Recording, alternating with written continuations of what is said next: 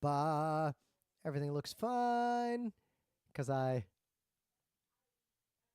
Ba.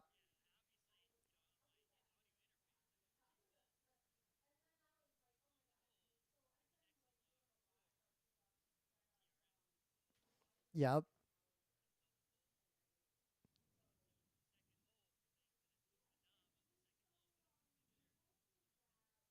Yeah.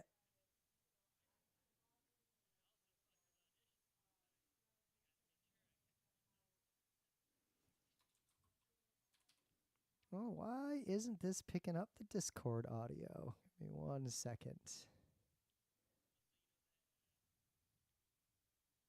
Ba.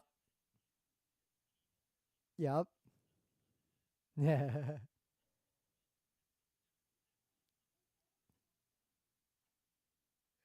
Yeah, I don't know. I don't think I own any synthesizers that are physical and hanging around anymore.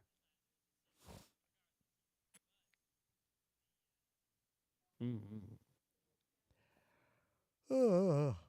All right, I did hit record, so let's just go. I recorded a while ago. Yeah, so did I.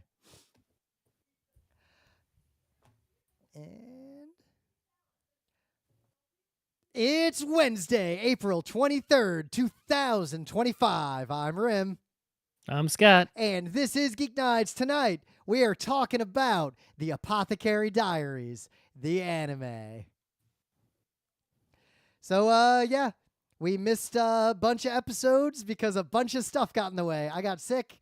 We both had scheduled things. We had some scheduling conflicts, and we appear to be back. So Yep. everything that happened in our lives in the last week and a half, we will briefly talk about and then forget forever. Well, I went to my family home that I lived in from the ages of 2 or 3 through 18, with, I guess, very brief moments, in college, like going home from college or Yeah. whatever. Well, you had Uh, the experience of a childhood home that remained the home for your entire childhood and yeah, you beyond. moved a bunch. I moved between preschool and elementary school, between elementary and middle, between middle and high, and then my family moved right after I went to college. Yeah. But yeah, my mom took her sweet ass time cleaning out that house. So I finally had to go there. And basically, I was like, just hire someone to clean it out. But she's like, no, this stuff, because we already took the stuff that we wanted, Yep. but there was stuff my mom wanted. And I'm like, all right, But if she well, wants it, take it. But she doesn't want it. Did she actually want to take it? she's gonna, it's like if she wanted it, I brought it over to her new place on the other side of town. And then it's up to her to do whatever with it, but we made some trips to e-waste. It's, called someone to, we took care of all the business. Oh yeah, because But I there guess were she has a car up there, so that probably made it a lot easier. Yeah. Yeah. But despite that, I still discovered some treasures. Oh right, you Was- mentioned right before I got sick. You mentioned treasures, and then I didn't inquire further. yeah, there was, I can't remember. They weren't that treasureful, but it was like there was some programs from like, Madison Square Garden in like the 70s. And there was some, old toys of various sorts, and various condition levels, uh, my grandpa's records from the 40s, which, the thing is, the people coming to clean out the house are basically what they do is they take everything. So the house is now empty. Yep. And if it's garbage, they throw it out. If they could donate it, they go donate it. But they're also antique people. So theoretically, not that you can know, right, for sure, unless they're honest. But if there's valuable antiques, they would try to get the most money out of them, which they're going to do that. But then they're going to give you a cut, which, how would you know how much they got for it unless they were honest? This upside down airplane stamp was worth $5, so here's your $2.50. Right, but there's no way to, but it's like, okay, if you don't want it, just leave it, right? So that's what was done. And then I finished doing that. I went to one protest, which was not exciting, but I guess necessary. It's the first. It's sort of the first of many in that. It was the second one. Well, it got a lot more attention than the earlier ones. Like I think the earlier one had more attention. No, because this was part of a national thing. Like there was a march. The other one was too. In almost every city, but this time there were marches in a huge number of very small cities. Though I say march, some of them, some cities, like say in a deep red state, it's like 10 people showed up, but that's still something. Well, we went, and it was not exciting. I don't think it's enough to. Yep. It has to level up before it moves anybody, right? I think what we're lacking is not, riots and violence. That's not what we're lacking, right? I think what we're lacking is the sort of, Gandhi element, or the not the new Tea Party, the original Tea Party element, right? Where there's something extra that you do that is not violent and destructive, but is, like hunger striking, or throwing all your salt in the ocean, or whatever it is that you're going to do, which was not there. This was, mostly, there were people of all kinds there, but I'd say the majority was old white people. That was based on all the photos I saw of the different protests. That seemed like the group, and based on some data I saw, it's the boomers are the generation that's coming out the strongest. Well, some of the these liberal things. ones, right? Yeah. And I was like, I was gonna make while I was cleaning out my mom's house, I found, she saved like the newspapers from when John Lennon died, and I was like, what would John Lennon do? And I was like, I should put that on a sign, like, boomers, what would John Lennon do? But I think some of the boomers are the John Lennon types who are out there, right? So, all right, here, give me 1 second. Now that I recorded all that, I'm gonna just really quick test something, because this is a reset setup. Bop, bop. Okay, that didn't break anything. All right. All right, say something really quick. Something really quick? All right, we got it. Everything's good. I didn't change anything. Well, because I reinstalled Windows while I was troubleshooting my thing, just in case. So I had to reset. Yeah, one blue screen. I would just reboot and ignore it. No, I'm not letting that happen. I don't allow blue screens. Never had one before. Sometimes they happen, and it's just you reboot and you go on with life. I've got to assume at this point it was a cosmic array. If it keeps recurring, then I would look into it. If it's just a one shot and it's doesn't repeat, then it's like, okay, then I'll investigate. All right. Anyway.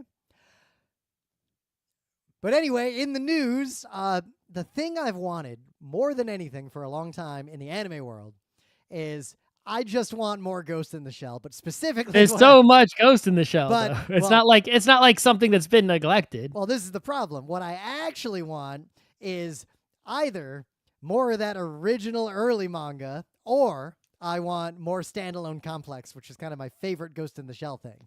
And a lot of the Ghost in the Shell anime have not been. I'm not saying they're bad. They're not what I want. there are some nerds out there who are the type that are like, they're really picky about like the characterization of the major, because in the original manga she's a little more goofy. Yep, like when she literally puts a car bomb in Aramaki's car. Right. Shit like right. And the silly expressions and the more sexually liberated nature, right? And then but standalone complex, what that brings is the more comprehensible plot that is intriguing, right? And so I always looked at it as the standalone complex was more like it mostly only shows them at work or doing things related to work.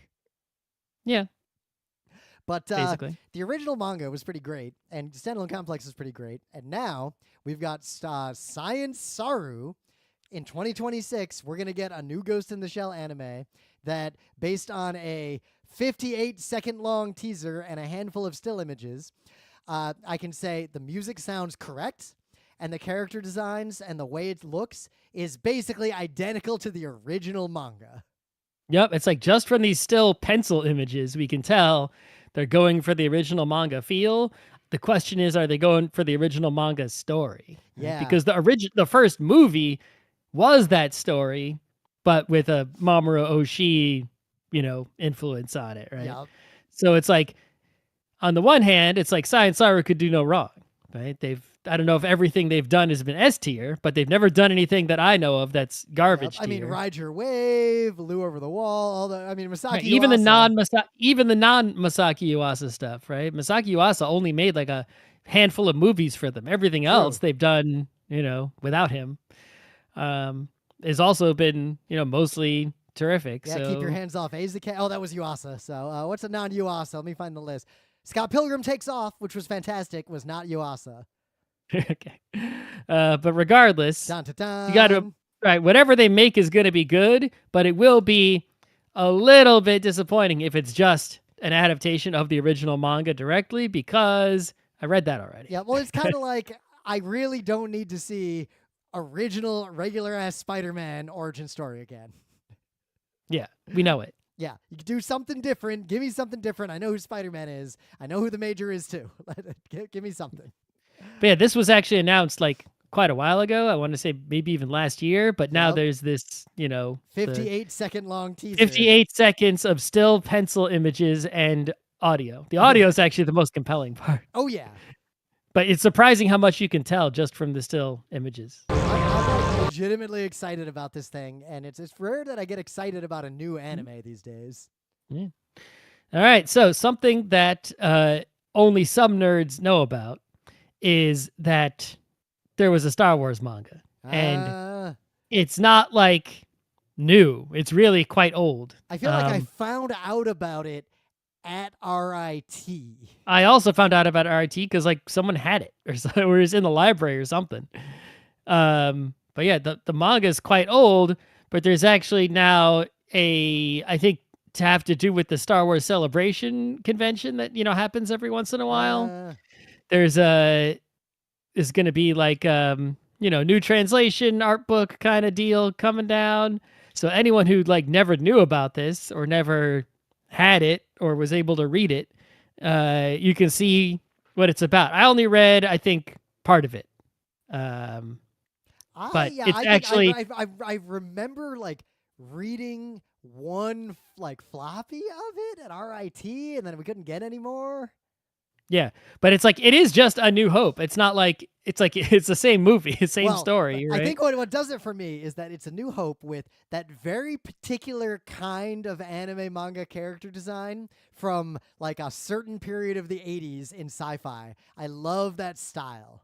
Yeah, it's told in a manga way, right? Using the language of, manga, right? Yep. Like, characters with a teardrop on the head and lots of action lines and, a little more goofiness. Of course, the original Star Wars is already kind of goofy, but, the manga kind of goofiness. Boy. Yeah. And it's, it's kind of fun, and it's good that it's not, it's being somewhat remembered and celebrated in some way. And then, we talked about another news, we already knew about this, that there's that Rose of Versailles movie that's new, super new. I think people have seen it already, but it's going to be on Netflix in 7 days, 1 week from today. It'll be on Netflix, at least the United States. Don't know about other countries. I assume all the countries. What do I know? And then I will watch it. Yeah, I never watched the entire original, actually. I did. I didn't read all the manga though. I was gonna buy all the manga, but it's hardcover only. The two things I never I was thinking about recently is I never actually watched all of that, and I never actually finished Space Dandy of all things. Oh, I finished that also. Yeah, I feel like I should. Yeah, you should watch all of Rose of Versailles just because you can see your favorite, Robespierre's and. I did watch that overwrought Napoleon biopic while I was on a flight home from work a while ago. And okay. It was I never watched those. There's like the Lincoln one, right? The Lincoln one was actually really good. I actually highly recommend the Lincoln one. I never watched any of those. The Napoleon one, There's a Queen one, right? Queen Elizabeth one. But the one thing about it is that I appreciate it is that it shows what the story of how Robespierre actually died, because he's such a sad sack and he went out in such a sad sack way, and they portrayed that pretty much at the beginning of the movie. You should see the portrayal of Robespierre in Rose of Versailles. And of course, tonight, well, I guess technically immediately after tonight, the Switch 2 will be on pre-order at various places, and you can in the United States. Other places already pre-ordered it. They didn't have a problem. I But yeah, there's only, to my knowledge, there are only 4 places that you can pre-order it: Best Buy, Walmart, Target, and what was the GameStop. 4? GameStop. Those are the 4, right? It doesn't seem like any other place, not even Amazon, is going to have it. So you got to go to one of those 4 places. And the rumor that I heard is that all of those places will have it at midnight, Uh, except GameStop. They said, someone told me, this is just a person on the internet, so don't take this as it's also reported on IGN now. okay, that GameStop will have it at 11 a.m. tomorrow. I'm only going to attempt to buy it from Best Buy or Target because I won't buy anything from Walmart. I See, mean, I'm I don't like Best Buy boycotting. or Target I'm either. But boycotting Walmart and Target because Target dropped all their DEI yeah, programs, Target and is bad. there's some Target is bad evidence. too. There's some But, evidence the Target boycott is actually impacting them materially. that's good. Yeah. But we live in a society. There's only so many choices because it seems like my other option is going to be win the Nintendo lottery, which I can't guarantee. Or I guess I don't know if there'll be an option to wait in line at the Nintendo store Yeah. again. I don't know. I will put a good old college try. Actually, not a college try. College try would be at midnight, furiously F5ing 4 websites at the same time. I'm gonna give it the old. F5 2 websites. I'm gonna give it the old 40-year-old try of. I will attempt to pre-order it when I think to, starting tomorrow morning, and I'll get it when I get it. Yeah, I think the only thing, I would do that as well, except I want to play Metroid Prime 4 promptly. I do want to play And it promptly, I but I do think have some other things in my queue right yeah, now. unlike other releases of things, there's a concern that if you don't get one of these right away, you might be having a longer than usual wait. Yeah, it's really hard to say with the current geopolitical situation and the giant trade war caused by our idiot president. So, Yeah. And also in Japan, they have 2 versions. They have a Japanese language only one and an international version that costs way more, like a lot more. And so basically, the reason they're doing that is to be like, hey, this will stop people from trying to, buy them in Japan and scalp them. yep. But apparently, they have like over 2 million people in the lottery. Oh, For the I was looking at some supply chain data and like press releases at work today, and it appears that the demand for the Switch 2 might have outpaced Nintendo's projections by an order of magnitude. It's interesting because that the numbers seem to bear that out, at least from Japan, and but at the same time, most of the people I know, talk to, right, people who pre-ordered Switches, people who have big time video game people, are like, I'll wait, or Yep. I don't even need that, or I got a Steam Deck, what do I need that for? I'd say almost everyone I talked to it said they're definitely going to get one, but they're not going to rush to get one at midnight the day of. Yeah, so we'll see what happens. Yeah, we will see what happens. I have not failed to get a Nintendo console pre-order. I remember driving anytime I have what was tried it, like to, I have 5 a.m.? I drove you to the Media Play to get the GameCube. Yeah, we didn't pre-order the GBA, but I got a Game Boy Color, I got a GameCube, I got a DS, I got a Wii, and I got a Switch, and I successfully pre-ordered and got all of them on launch day. So, all right, put a little marker there. Oh, the GameCube is one of the treasures I found. Well, we could play. We could play some WarioWare. We could do that on my Wii. I mean, we could. Which is a GameCube. But anyway, things of the day. So we love a good piracy, but we particularly love a good piracy when the piracy is done as an act of resistance against an authoritarian regime or an evil person. Like, that's the best kind of piracy. So I learned recently about something that is called bone music. It has a bunch of other names. I'm not even going to try to pronounce the Russian. These things were called variously translated ribs, music on ribs, jazz on bones, bones, or this is a Disney cartoon. We've seen this Disney cartoon many times. Or bone music. And there's now a BBC documentary that is going deep into like the whole history of this thing. Was it BBC? It's at xrayaudio.com. But basically, during the Soviet Union, a lot of music was banned for stupid, evil reasons. So there was a secret underground subculture of music nerds, and bootleggers who would get copies of Western or protest music and figure out ways to distribute it. And the best way they found to distribute this music in a place like Russia at the time was to steal from dumpsters old x-rays, because they used to be on these sort of plastic sheets, and cut them into records and imprint music on them, just like that floppy McDonald's record we all remember from the 80s. The quality was terrible. They lasted 5 to 10 plays before they disintegrated.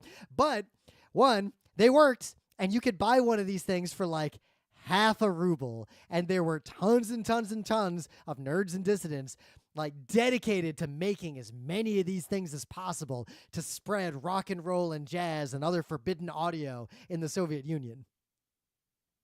Mm-hmm. So I learned about this recently. This is all super cool. There's a museum, there's an exhibition, there's all sorts of stuff about this right now, and you can listen to the BBC documentary, which is titled Bone Music. A similar piracy story I saw today, which isn't my thing of the day. I just reminded of it because you brought up the topic of piracy. You know the old meme, you wouldn't download a car. I would if I could. Right? So apparently that meme was designed by Just Van Rossum, the brother of Guido Van Rossum. Guido Van Rossum is the creator of the Python programming language. Oh. But that meme, that font in that meme, that very recognizable font, Pirated? was a pirated font. Yes.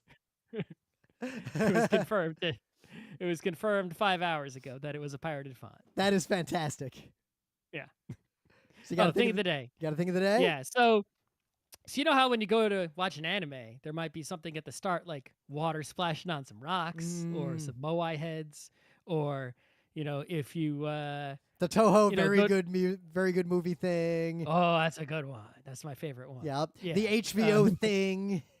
Yeah, any of those, right? Back in the day, TV channels, they couldn't put in the corner a logo because they didn't have the technology yet, really. And so they had station identification, just like radio channel stations have, where they would occasionally just be like, you're watching, NBC, and there'd be a peacock animation and some music, right?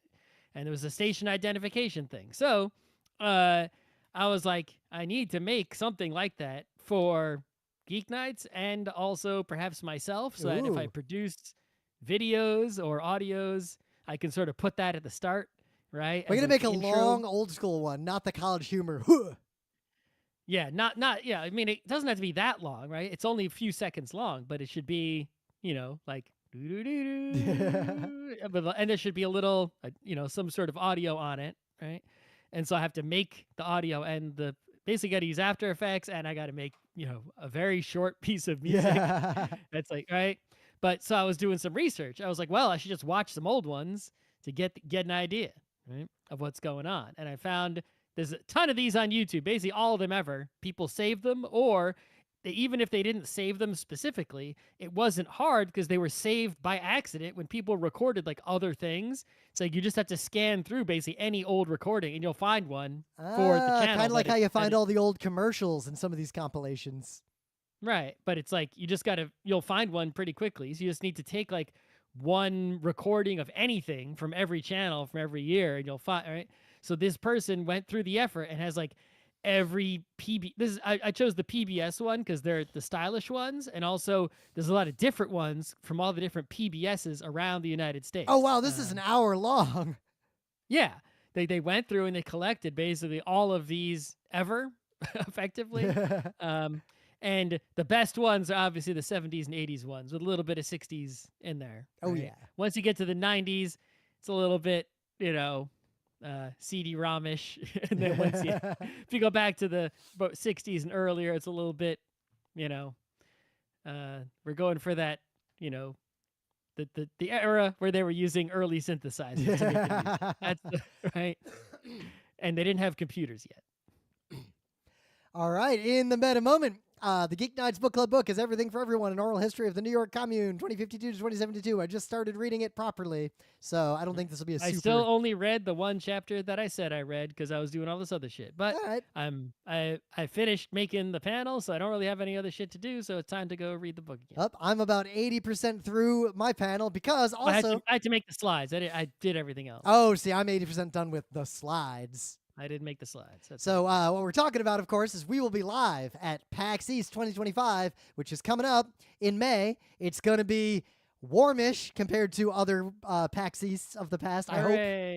If it snows, I swear to God. But I'll be so mad. which means we might be able to walk a little further to get some food instead of being locked into that very tiny, sad area, especially since LTK disappeared. Yeah, I'll be arriving earlier than usual on Wednesday, so I'll have time on Wednesday to do something. Ooh, an inversion. This time, usually I'm the one who rolls in way early on Wednesday, but this time I'm rolling in late. That's just how it worked out, logistically. Yep. So on Friday, 10:30 a.m., The Everlasting Game, talking about lifestyle games and games that survive repeat play. And then Sunday at 11 a.m., Game Mechanics in Tabletop Design. We did a panel like that a long time ago, and this is a completely different panel because I watched the old one, and we did okay. But we know a lot more things now than we did back in, 2011. Like, we know a lot more things about games than we did The other panel's actually 100% new because it's nothing we've talked about before. We've talked about that a little bit. There aren't even any heuristics in this panel. I don't have heuristics in mine either. Sure. Sure you don't. As of now, I don't. That is Okay. strictly correct. However, the panel is only 80% done, so. The last 20%, the heuristics factor. So, otherwise, let's get into it because we watched a little bit of anime. I only watched 2.5 episodes so far. Scott I watched the entire first season. So, there's a lot going on here to start. So, the Apothecary Diaries. I heard about this. Season 2 was coming out. Yep. And I was Anime World Order, who still exists, by the way, on their Discord. Before every anime season, they have an event where they watch all the trailers for the next anime season, right? All in one shot. Yeah. They judge all the trailers, right? All at once. Basically like what we used to do, only more complete. Yep. And it takes longer, just on their Discord. And one of the ones they did was Apothecary Diaries Season 2. And they were like, actually, this is good. And I was like, oh, and I made a note of it. And then Apothecary Diaries Season 1, right? Season 2 is coming out now. Yeah. Right? It's still, the episodes are still coming, like weekly, I assume. Season 1 appeared on Netflix in its entirety. And I said, well, let's give this a look-see. And then I gave the whole thing a look-see. It's on both Netflix and Crunchyroll right now, so it's an anime that is very easy to watch. But does Crunchyroll also have Season 2? I do not know because I've only watched 2.5 episodes. It's possible they might. Yeah, let me check. But it's a 2023 anime is when it started. However, I got a note. It was originally a series of novels starting in 2011. Light novels. It is also a series of light novels that started in 2014 and are still going. There are 15 of these things so far. There is also a 15-volume manga that started in 2017. There is also a different manga that started in 2017 that has 19 volumes. These are written by different people. Then there's the anime, and there appears to be a brand new manga that just started. Yeah, so Crunchyroll does have Season 2. They have all 15 episodes of Season 2. I don't know if that's all of them, but I assume they're coming out with it on Crunchyroll simultaneously with the release. Yep. And I'd say if you're in a hurry, you can watch it on there. It's all right, but I kind of want to read the light novels instead of watching more of the anime.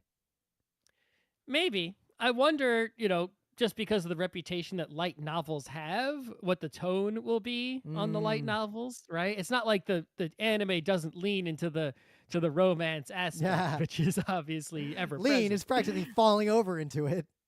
Yeah, but the light novels may lean into it more, and I actually think that is, well, it's not a bad part of the show. I think it's actually the least good part of this story, right? So the thing that kept me watching this show is it moves fast, Oh right? yeah, it moves real fast. Episode 1 is like, well, got kidnapped, sold as an indentured servant to the emperor, works in this place, and then by season 2 already now a Seen lady in episode 2. waiting. By episode 2, now a lady in waiting for one of the 4 top concubines to the emperor. Yep, exactly. Um, I think that the thing it moves so fast, and so you're not ever like bored, or you're not like waiting to find out shit, Kind of the or opposite of Oku, which would like linger on the smallest plot point for fucking ever. yeah, it's like it's just constantly, going right straight ahead with everything that's happening. Um, but also the characters are a lot of fun, right? Every single, even like these side characters are like, all interesting, and it's like they make it's not like there's not a lot of cookie cutter, right? They got every different kind of character that you have in an anime There's going on so here. many characters so early, and I feel like every episode you get a bunch more characters, and yeah, every one of them is pretty well characterized, and Yeah. they're never just a one note. There's always something else going on. Yep. And then the best part is, I think, the structure of the show, which you won't see unless you watch enough episodes, is that you have this plot of the main characters, obviously, that goes across the whole story, right? That includes the romance and the mystery of their past and all that kind of stuff, right? And the Emperor's deal, the big stuff, right? That's always there. Then you have this each episode is its own mystery where the main character uses their apothecary skills to figure out what the hell happened. Right? And it's wrapped up in the episode because it's moved so quickly. But then every set of mysteries, so you'll watch like, I don't know how many episodes, 5, 10 or so, however many. And all those mysteries that were solved will add up together. Like they look like they were completely separate and unrelated when you were watching. But then, nope, actually, they all had something to do with each other. There was a bigger conspiracy, something going on, and they figure out what what tied them all together. These super unrelated things you couldn't possibly have imagined were tied together in a way that makes sense, and then is somewhat tied to the big plot, right? And then they do that again in the first season. In the first season, they do that like 2 or 3 times. I think 2, but regardless, doing it more than once is impressive. To have a set of episodes that are unrelated, tie them together, Yeah. another set of unrelated episodes, and then tie those together. Like imagine if at the last episode of a season of Columbo, all the other criminals were tied together and there was a meta plot. Yeah. It's like that's what's going on here, and so that's the reason that I kept watching the show, was for that the meta plot and the structure of it, which is not a structure I've seen, and they've executed the structure very well. It's not a in terms of the anime formula, they have some of the tropes in there, right? How characters act and whatnot. Yep. But There's always the someone says not, something, cut to the other side of the room, the big anime reaction and some yelling, and then the show just like hard cuts back to the drama like that didn't even happen. Yeah. But there's a lot of cutaways to like people getting chibi, anime stuff, right? But the plot structure is not a formulaic plot structure in any way. And I guess like the character designs are good. The animation's okay. Like the animation's pretty good when they're animating things, but I will say, and maybe it's because of its roots in a light novel series, a lot of the show is just the main character talking to herself in her own head while she's standing there looking at something static. There's a lot of that, and there is even though there is a lot portrayed on screen, I'd say about 60% of the things that happen that are relevant are described by the characters rather than shown.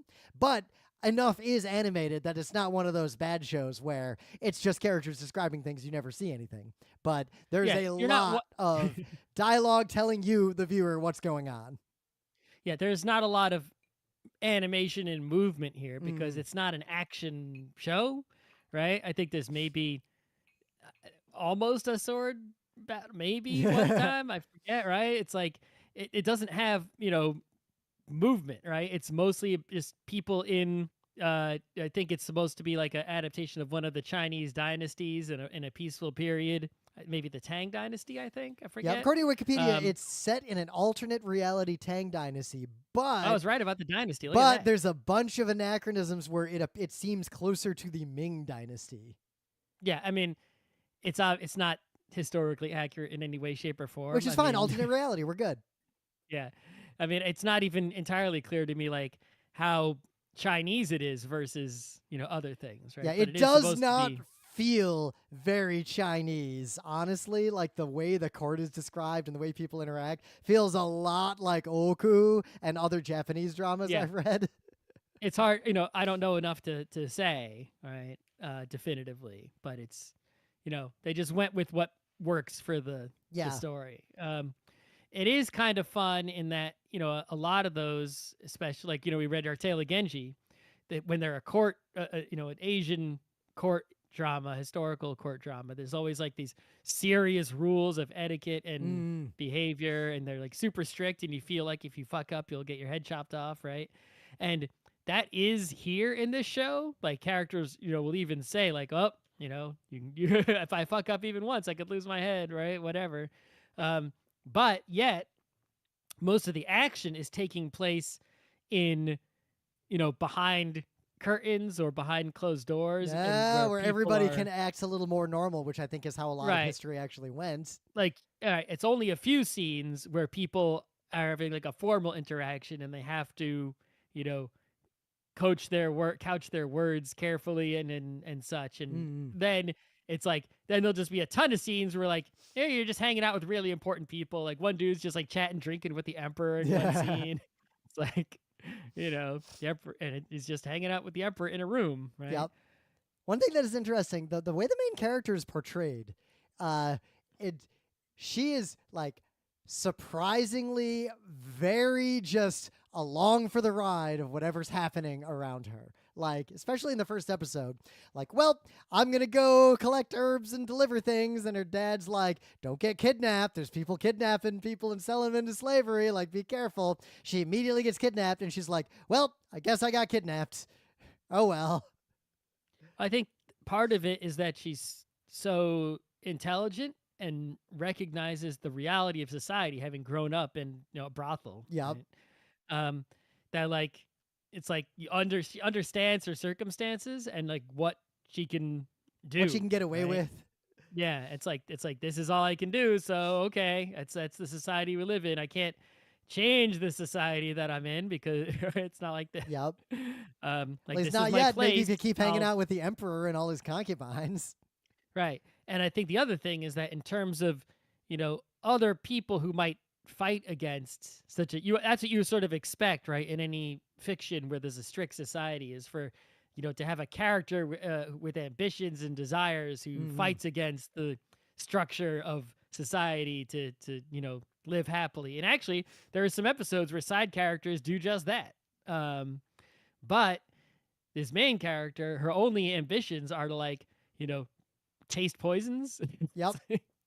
That It's that that is actually the only thing that stood out is her like immunity to most, if not all, poisons is a little bit supernatural and unbelievable. But it's not scientifically yeah, accurate. well, in general, all the poison and medicine based plots are like you're not here for that. Those are like ultra simplistic, like, oh, nausea, it must be this very specific kind of poison. Hi, I know this just from a conversation, because that's not the focus. The focus is more on the impact of her knowing this and interacting with everyone else. Like the plot around the apothecary stuff is more important than the apothecary itself. So the Yeah. apothecary stuff is really, really simplistic and You silly don't and a little bit supernatural. you don't need the apothecary stuff to be real, the same way you don't need Initial D driving to be real or Exactly. Dragon Ball Z fighting to be real, right? Yep. It's just the superpower that the main character has in order to be the main character, Yep. right? Just like Um, some of the other characters clearly have a sort of superpower of here's their deal and why they have the leeway and power that they have.